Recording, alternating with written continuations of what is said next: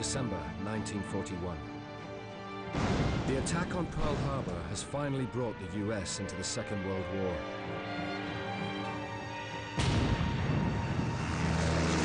Axis powers are not going to win this war. Now, with the help of America, the Allies plan to smash the U-boats that threaten Britain's shipping lifeline. But the Germans have plans of their own and have set their sights on a new target.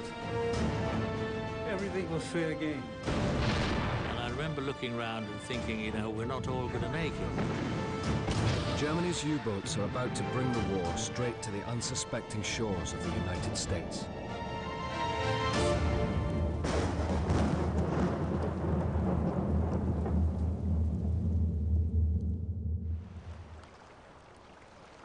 December 1941.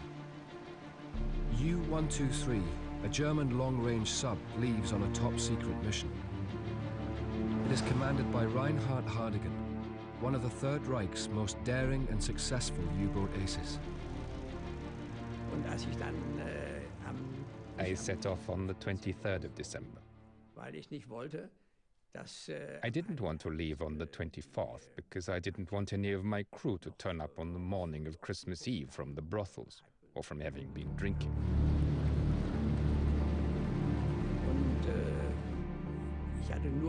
I only had orders to sail, and I had an envelope with me, which I was to open after the 10th degree west. 4 days into his voyage, Hardigan opens his secret orders. He discovers his mission is part of a bold new plan that the Germans hope could turn the tide of the entire war. Operation Drumbeat is the German plan to take all of the U-boats they possibly can across the American seaboard, to hit the Americans as hard as possible, as soon as possible, before they're ready.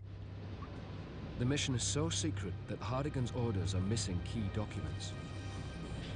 Man hat uns deswegen kein Kartenmaterial mitgegeben, weil dann... We weren't given any maps because then somebody at home could have gotten wind of the fact that submarines were heading to America. The architect of this plan is Karl Dönitz, the mastermind of German U-boat strategy.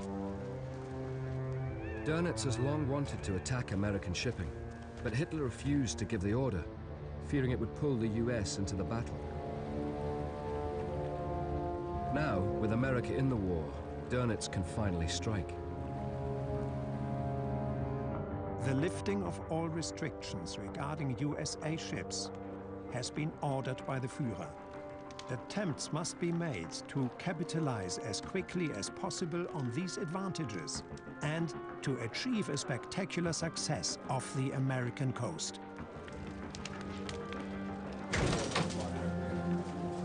Dönitz is keen to pounce on American shipping while the nation still reels from the shock of Pearl Harbor. With all eyes on the Pacific War, Dönitz believes that no one will be looking for U-boats on the East Coast.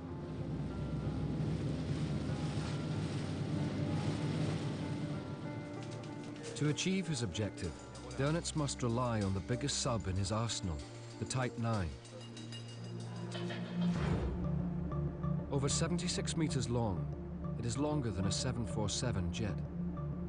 It carries 48 men and 22 torpedoes. It has enough food and fuel to reach the US and hunt for up to 2 weeks before having to turn back. Dönitz sends Hardigan and 4 other U-boat aces to the eastern seaboard of North America to start Operation Drumbeat. 2 will sail to the east coast of Canada, while Hardigan and 2 others will head to the United States. Their mission, sink merchant ships. When I opened the envelope, it transpired that I had the New York position. We assumed that the Americans would be very surprised because they wouldn't have expected that German submarines could get as far as the coast. January the 11th, 1942. Hardigan and the crew have been at sea for 19 days.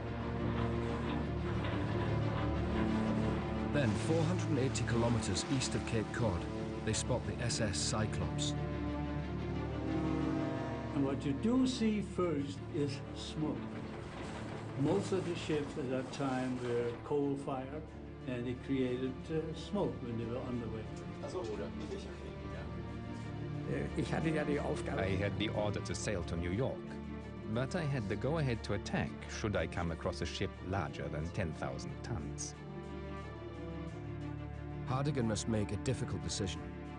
Operation Drumbeat is to start in 2 days, and the other U-boats have yet to reach the US coast. If he attacks now, there is a risk that the US will find out that the Germans are sailing to American waters. But such a large ship is too great a prize to resist.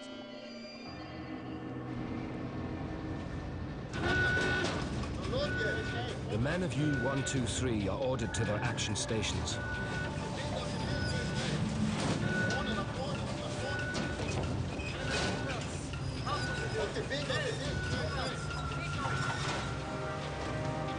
The crew of SS Cyclops has no idea their ship is being stalked.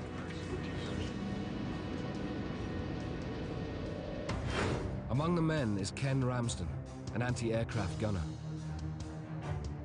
We didn't think there were U-boats about there, at that, you know, in that vicinity at that time. No merchant ships have been attacked this close to the US before, so none of the crew is watching for U-boats. The ship is bound for Halifax, carrying over 100 sailors who have volunteered to work on Allied merchant ships. At 1:49 in the morning, Hardigan gives the order to fire. Los.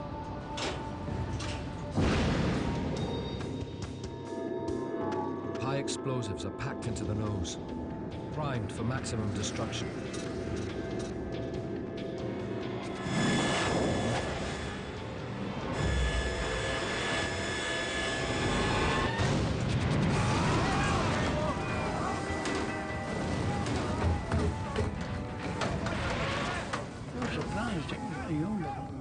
I don't think any have been sunk that far west.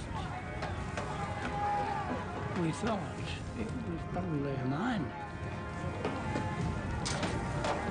The SS Cyclops radio operator knows better.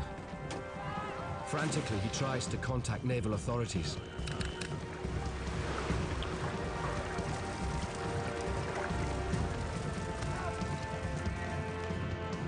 Hardigan's U-boat picks up the message.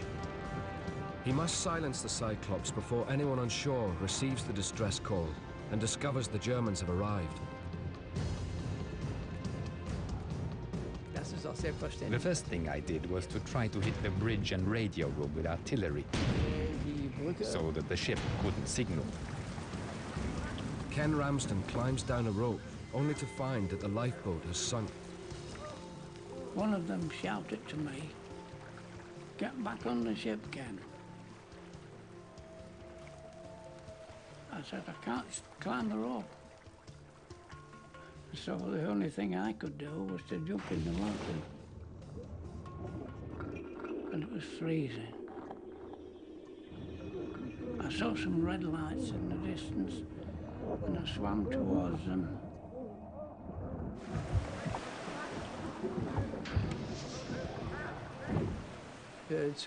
I saw that the crew went into the lifeboats, and when I believed the ship had been abandoned, I let fire. So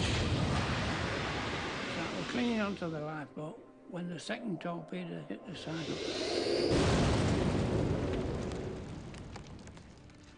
And she went down then. Miraculously, the radio operator escapes and swims to Ken Ramsden's lifeboat. Ramsden learns that despite the efforts of the attacking U-boat, the SOS was picked up by the Coast Guard. Ken Ramsden has survived, but 100 other men have lost their lives. The first victims of Operation Drumbeat. Hardigan's failure to silence the Cyclops now jeopardizes the entire mission. British intelligence understands the significance of the sinking. They immediately wire the US Navy about the impending danger. Hardigan flees south, convinced that the US will send warships to find and destroy his U-boat. Days later, he boldly enters the approaches to New York City. It is a remarkable moment for the young U-boat commander. He is the first German sailor in the Second World War to see the shores of the United States. Everywhere was lit up, and all the ships were traveling with their positioning lights on. It was pure paradise for a submarine, because the defense was practically non-existent and completely inexperienced. For years, Americans have watched the Battle of the Atlantic from afar as it unfolded in papers and newsreels. Now, the cream of Germany's U-boat fleet is unleashing the war on America's very doorstep.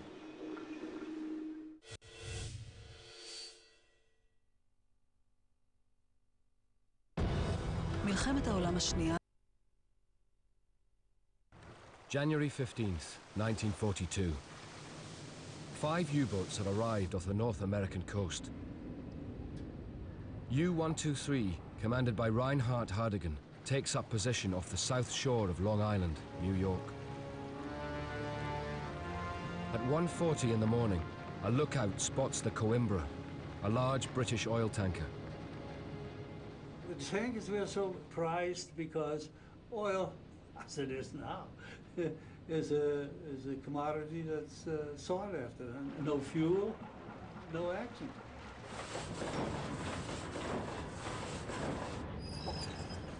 Hardigan moves his U-boat into attack position. I saw a shadow and could establish his course exactly.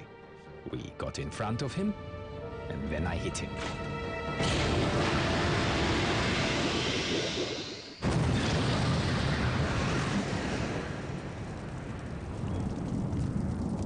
There was a huge ball of fire that was over 200 meters high. And after a massive explosion, the whole ship underwater burned. You got the impression that you could have seen the blaze from New York. It was so huge. In the next 2 weeks, the 5 U-boats sent by Dönitz wreak havoc.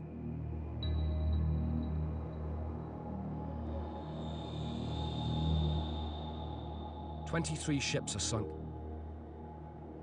8 of them are claimed by Hardigan, making it one of the most successful missions of the war.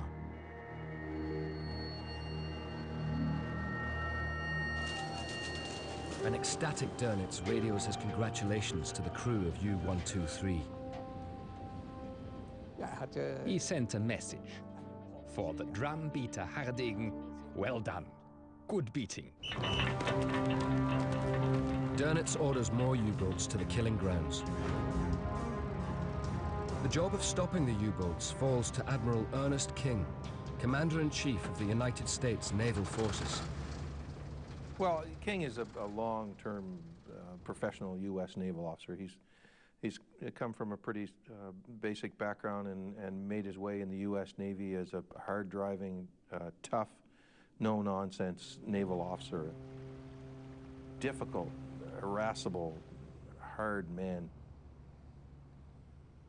His daughter said one time about him when someone accused him of occasionally having a bad temper, she said, "That's nonsense. My father has a perfectly even temper. He's angry all the time." Unfortunately for the Allies, King's energy is focused elsewhere. In early 1942, King is thoroughly preoccupied with the Pacific War. And it becomes King's particular task to win that war. As the losses mount off the East Coast, King is pressured by the British to establish convoys, large groups of ships that sail together protected by armed escorts. He refuses, claiming that he lacks the destroyers needed to guard them. He didn't get the convoy system. What he thought was if you didn't have enough escorts, you couldn't convoy. What the British knew was that any convoy is better than no convoy because at least you reduce the spread of the target.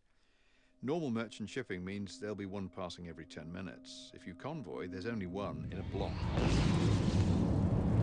Sailing alone, the ships are easy pickings for the U-boats. Curious Americans flock to the nation's beaches to watch for U-boat attacks.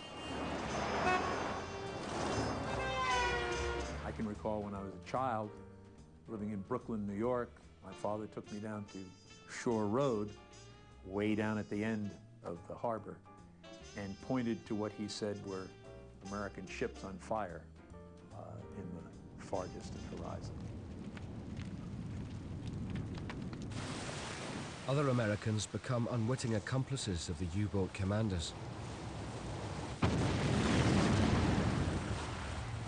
They'd drive their cars up to the shoreline, and maybe 20 cars, you know, and with families all out there with binoculars looking for survivors in the water. Well, they'd shine their headlights at night, and of course, they'd silhouette the ships traveling down, and the U-boats just used to wait there.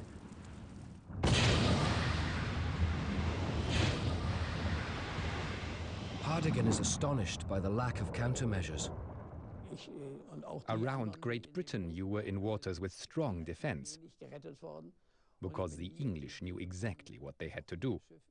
So that made things rather difficult, while the Americans were completely harmless. As the winter of 1942 progresses, Britain becomes increasingly desperate for vital supplies.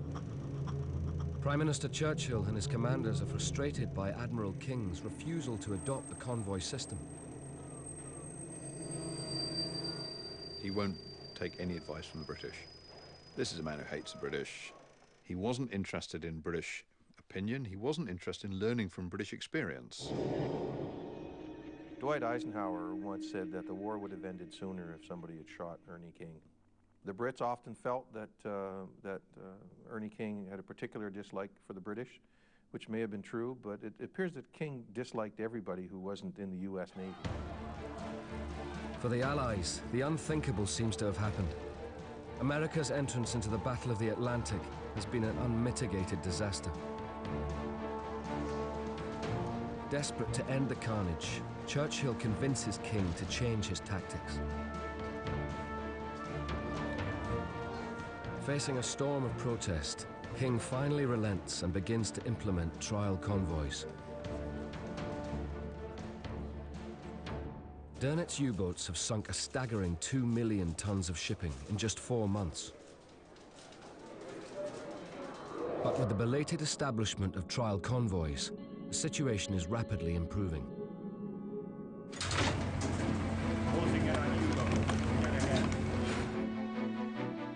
When U-boat ace Reinhard Hardigan returns to the US coast on a second mission in late March 1942, he finds hunting conditions have changed. The air teems with aircraft searching for U-boats. It is getting hard to hunt without being hunted down. 15 days after reaching his hunting grounds, U-123 is spotted by a plane on anti-sub patrol. The pilot quickly transmits the U-boat's position to a nearby destroyer. Hardigan dives and is depth charged. I had my detective novel with me, and I pretended that I was reading, along the lines that if the old man is reading, then things can't be that bad. And then my watch officer, Hans von Schröder, tapped me on the shoulder and said, "Captain, you have your book upside down."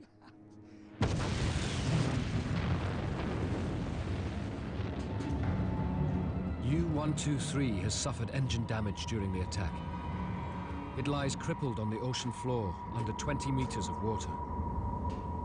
There is little chance it can surface, much less outrun a destroyer.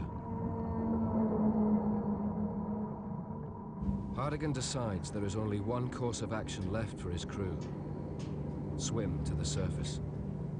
And we planned to abandon ship, and I could hear him hunting back and forth above us, and yet he wasn't setting off any depth charges. And then I noticed they were moving a bit further away. Hardigan decides to try and save the sub. For over an hour, they toil in complete silence. Finally, with some power restored, Hardigan attempts to surface. And then, using the electric motor, because we couldn't use the diesels, we crept forward a bit. For 2 agonizing minutes, the U-boat remains on the ocean floor. Finally, it begins to rise.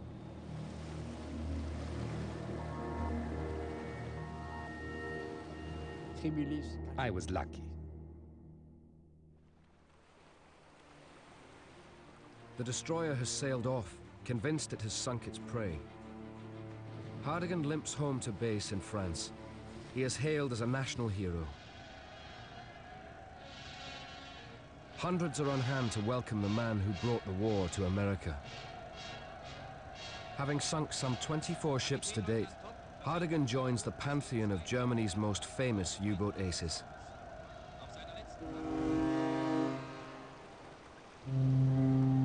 By late May, almost all shipping on the East Coast travels in convoys protected by air cover and warships.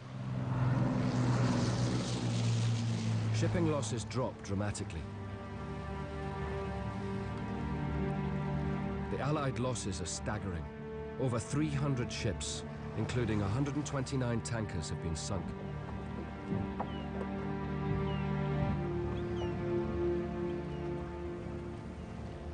Pearl Harbor was terrible, but the carnage that occurs along the American East Coast is probably still the single biggest catastrophic naval defeat that I can think of.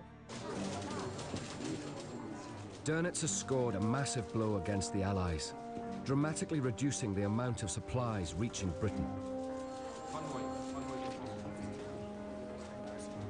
Despite the success of Dönitz's attack on American shipping, Hitler is largely unimpressed with the U-boats. In the spring of 1942, his attention is focused elsewhere. His army is locked in a desperate battle against Russian forces in Eastern Europe. The increasingly bitter campaign is putting a heavy demand on Germany's resources. Dönitz is popular with Hitler. He really is a very good Nazi. But the German Navy is not popular with Hitler at all, who would like to scrap most of it and redeploy the resources. Hitler openly wonders if steel earmarked for subs would be better used by his armies battling the Soviets. Following his triumphant return from America, U-boat ace Reinhard Hardigan is sent to discuss the situation with Hitler. And when I was in the Führer's headquarters, I made Hitler very angry, because I said to him, "Herr Führer, you're standing with your back to the sea and only looking at the land, and you don't know that this is a sea war and not a land war. The war won't be won on land. This war will only be decided on the sea."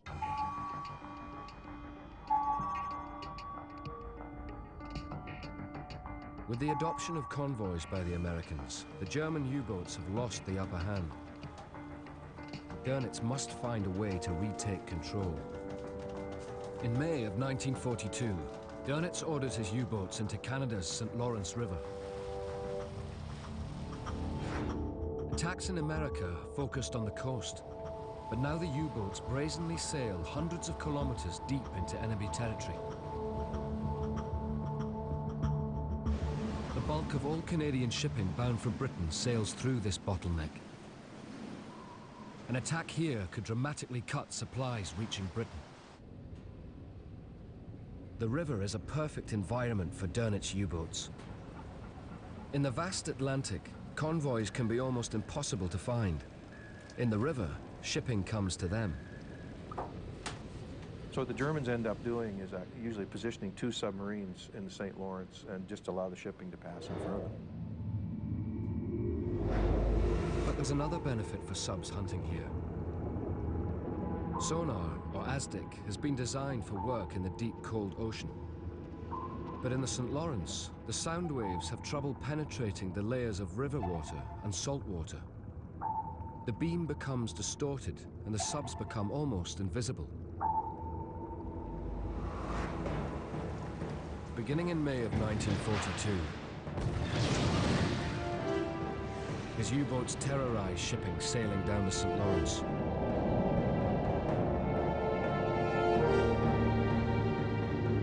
In late summer, Dönitz unleashes what he hopes will be the decisive blow.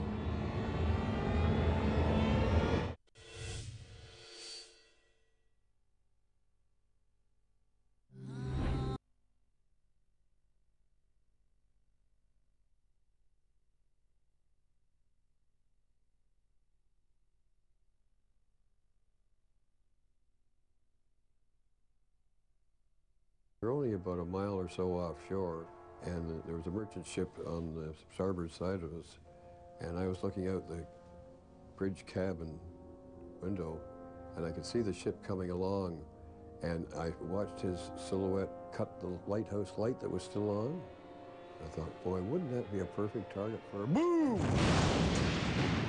A torpedo fired from one of the U-boats slams into the hull of the IES, a Greek freighter loaded with thousands of tons of lumber and steel. Manning one of the Arrowhead's sonar stations, Smith must find the U-boat before it strikes again. Echo sweep, red 40, red 90.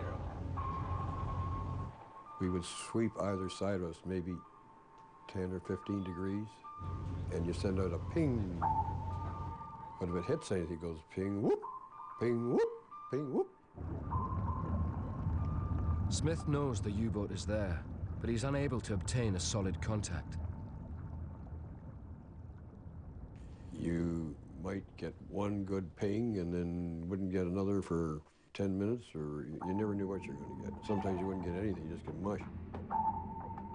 Hidden by the turbulent waters of the St. Lawrence, the U-boat remains undetected. The Arrowhead sails back to help the crew of the stricken cargo ship. Here, 5 degrees starboard, sir. We started yanking them out of the water. Some were burnt. You got 10 or 15 guys lying around, all in extreme agony and pain. Arms dangling off their shoulders and all sorts of crazy things. You gotta do something. So we did what we could. A second U-boat now moves in to attack the convoy.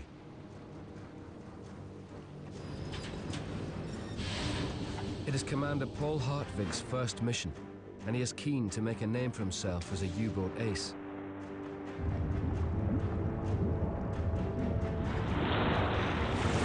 The crew of the corvette Arrowhead have no idea that Hartwig has penetrated the convoy. I got off duty and I went back to the stern where one of my pals was a stern lookout. And I was standing smoking a cigarette and looked down the water. I said, oh, look at the porpoises. My friend said, my God, they're not porpoises, they're torpedoes. Hartwig has simultaneously fired 3 torpedoes at 3 different ships.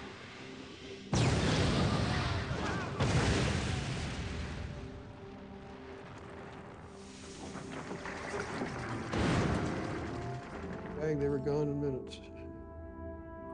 010. The Arrowhead manages to obtain a faint sonar contact on the sub. 308. You're going after them, ping, ping, whoop, ping, ping, whoop, and you're cutting across them. And you got them right dead in your sights, so to speak. Your sights on your head. 306. The Arrowhead strikes back with a depth charge attack.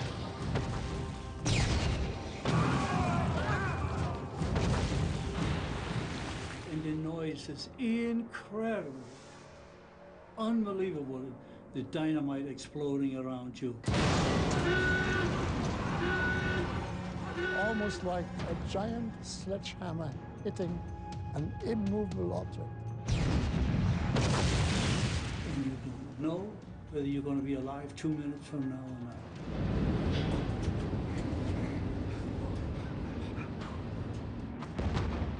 The Arrowhead continues its attack.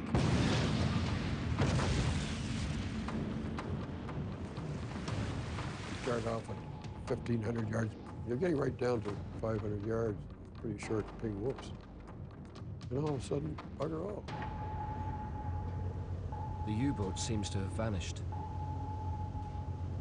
Hartwig has deployed a Pillenwerfer, a German invention used to block Allied sonar beams.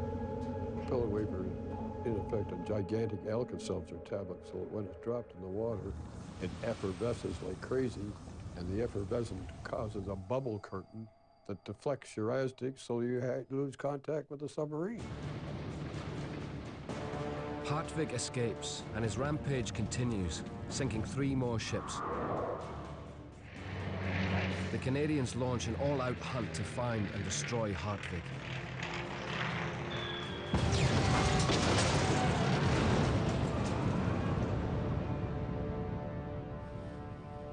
Weeks later, Hartwig slips out of Canadian waters undetected and heads back to base in France.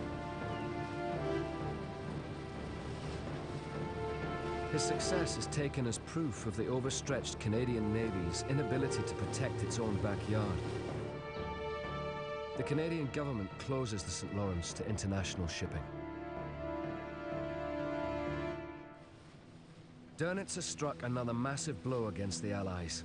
With the closing of the St. Lawrence, Canadian exports to Britain drop by an alarming rate. What was once feared is now quickly becoming reality. Britain cannot hold out much longer.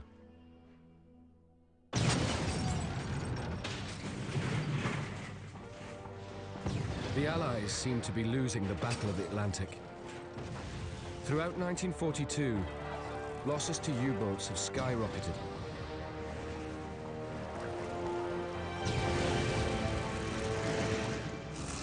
But there is one bright spot in the gloom. American industry is churning out ships at a furious pace. Many of the new vessels are Liberty ships.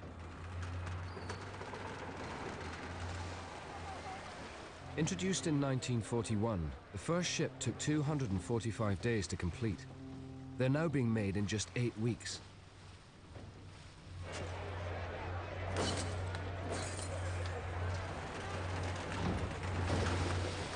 Each of these floating warehouses can carry hundreds of tanks, or enough food to feed 500,000 people for almost 1 week.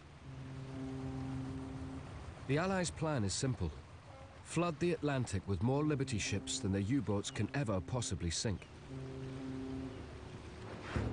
But the Germans have been busy too. Despite Hitler's earlier misgivings, the U-boat fleet is growing rapidly. The Germans carried on building U-boats, and the numbers went up. It would soon be possible to walk to New York from Bordeaux on the pressure hulls of German U-boats.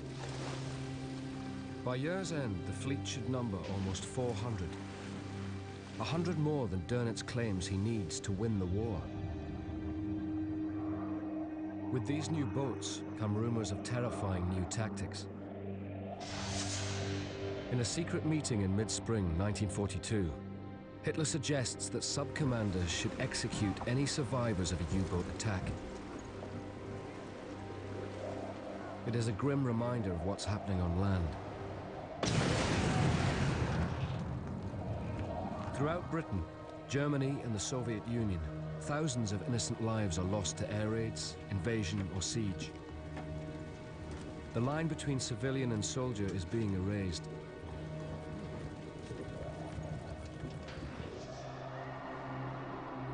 Aided by Allied propaganda, rumors circulate that the Germans are adopting horrific new practices at sea. The popular propaganda of the time was that the Germans were butchers. And they would think nothing of machine gunning men in lifeboats.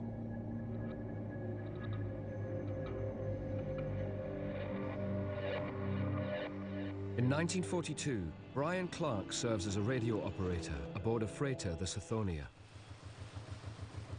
In July, Clark has given a first-hand look at how U-boat commanders are waging war in the Atlantic. We were one of 5 ships leaving, and we, being only 9.5 knots, were the slowest of the 5 ships.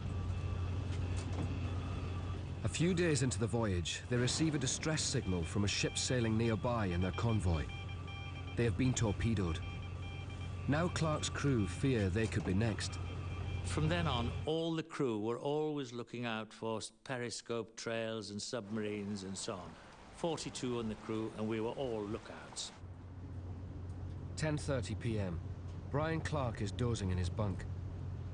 And with a huge crunching explosion, I must tell you that it doesn't just assail the ears, it overtakes all of you. You become the epicenter of noise. The Sithonia has taken a direct hit and is sinking quickly.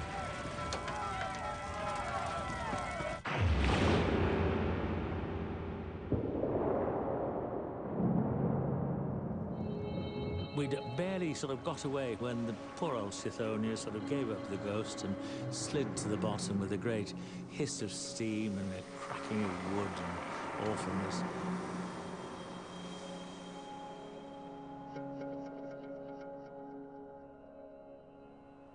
And then you suddenly find yourself sitting in a cockle shell in the Atlantic Ocean, which is massive.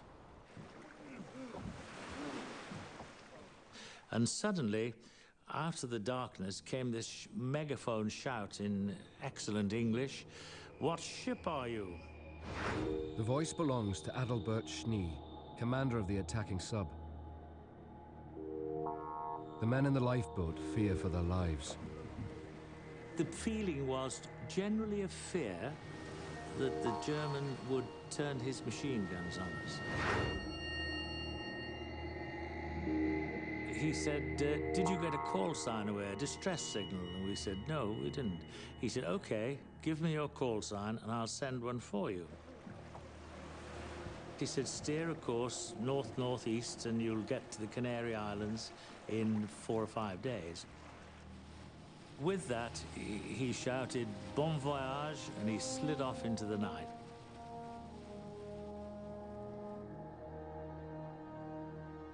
The propaganda about Germans machine gunning survivors proves unfounded in this case. Brian Clark is lucky. Just weeks later, Dönitz issues his men with new orders that will affect the lives of all merchant seamen. No attempts of any kind must be made at rescuing members of ships sunk. Rescue runs counter to the most primitive demands of warfare for the destruction of enemy ships and crews. Be hard. Remember that the enemy has no regard for women and children when he bombs German cities. The war in the Atlantic has entered a new deadly phase that both sides are determined to win, whatever the cost. For much of the year, Dönitz has fought a guerrilla war on the fringes of the Atlantic. Single U-boats ambushing lone merchant ships.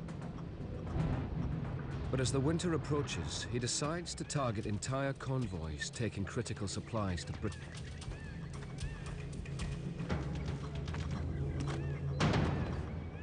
Dönitz realizes that the transit times to Latin America, the transit times to the Caribbean are so long that most of the submarines are spending their time in transit and not actually sinking shipping. If you want a real quick turnaround, you send them into the middle of the North Atlantic where the transit times are short and the target opportunity is rich. It is a dangerous plan.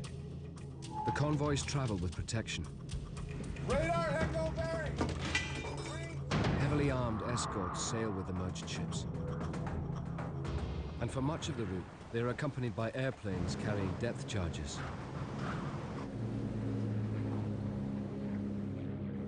But Dönitz knows the convoys have an Achilles heel. There's a vast swathe of ocean in the middle of the North Atlantic, out of the range of Allied planes. The air gap. There's a kind of dead zone in the middle, the air gap, where existing conventional aircraft can't operate effectively. Whether they're flying from Iceland or Northern Ireland or Newfoundland, they can't quite get into there and operate effectively. Dönitz knows that in the air gap, he won't have to worry about airplanes. And to deal with the remaining escorts, he decides to use his wolf packs, large groups of U-boats that strike convoys simultaneously. To ensure success, Dönitz plans to coordinate the attacks himself.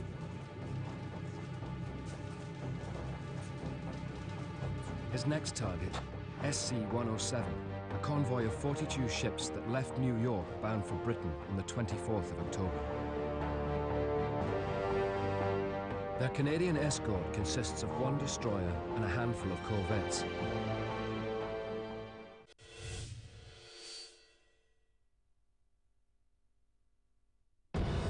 מלחמת העולם השנייה במבט אחר.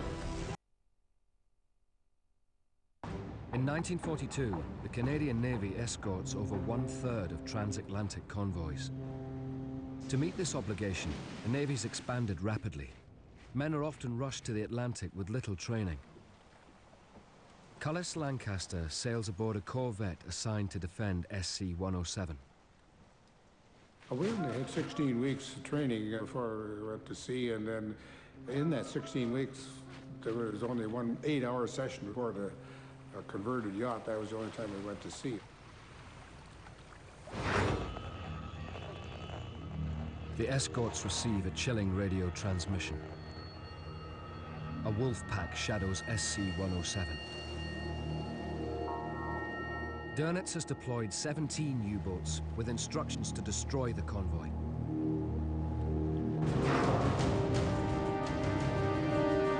On the night of November the 1st, the wolf pack moves into position. Leading the attack is Baron Siegfried von Forstner, a master tactician and experienced sub-commander. The plan is simple, but extremely deadly. Hit the convoy from every direction at the same time. Coordinated attacks from multiple directions cause the escort forces to react instead of allowing them to be proactive. That's the key to beating down their defenses. Take us full speed ahead. Engines full ahead. One of the things you try to do is keep the submarine down, because they could only travel at 3 knots when they were down. Steer 25 port, sir. The minute the submarine submerges, the convoy has a speed advantage. And the idea is get the submarine down, get the convoy away, and force the submarine to play a catch-up game. Just before midnight, von Forstner sees his chance. As the escort's sole destroyer chases down another U-boat, von Forstner strikes.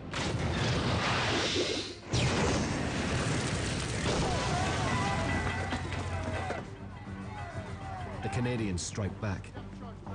Von Forstner is forced to crash dive and is depth charged.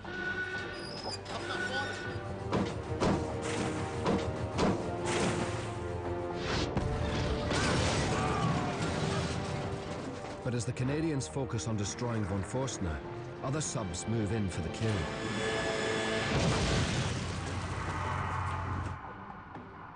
My best description of what's happening when convoy ships are being sunk by a wolf pack is utter chaos.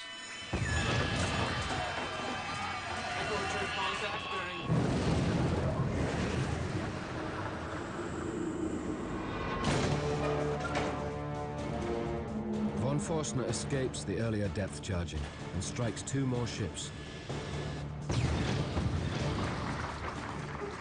You still have to fight. And if we lost 15 out of 45, there are still 30 there that have got to be delivered to the port of destination. Guns ready. Even today, I can sort of hear the noise of ships going up.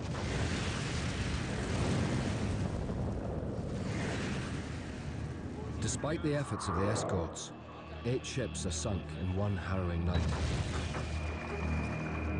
For the next 2 days, the convoy is hammered by the U-boats as the escorts push to clear the air gap. Dönitz's strategy has worked. In just 4 days, his packs have sent 15 ships to the bottom of the Atlantic. But SC-107 has one last hope. The convoy has finally cleared the air gap. News of the slaughter reaches the Western Approach's war room in Liverpool, the nerve centre of Allied naval forces. A handful of bombers is dispatched from Iceland in an attempt to save what is left of the shattered convoy.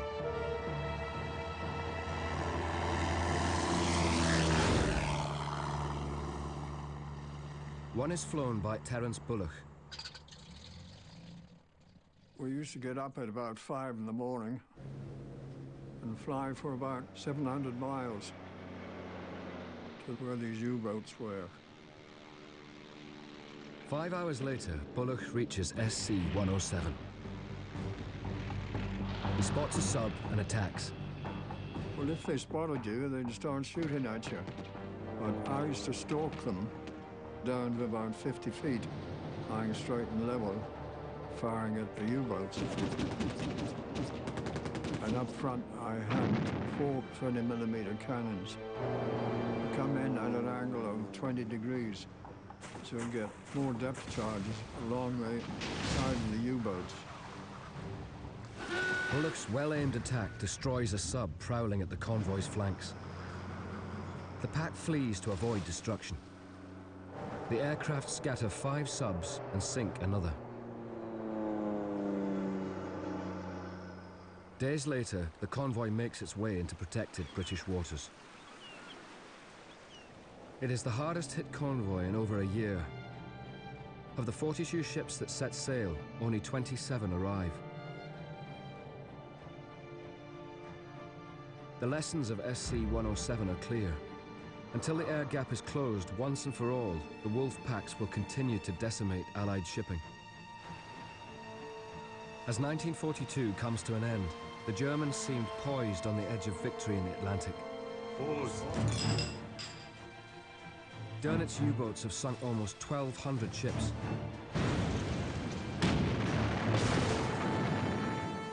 The Allies must find a way to defeat Dönitz wolf packs or lose the war.